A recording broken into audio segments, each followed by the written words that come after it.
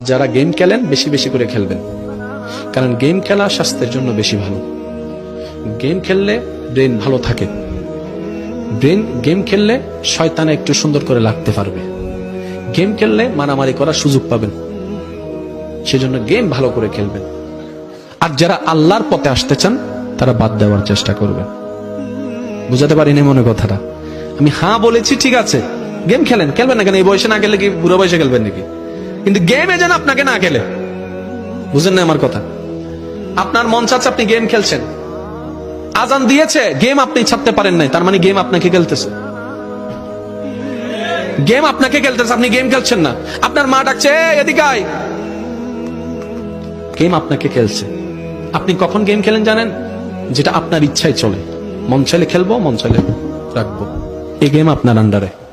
কিন্তু আপনি নিজেকে প্রশ্ন করে দেখেন, আপনি গেম খেলেন নাকি গেম আপনাকে খেলে?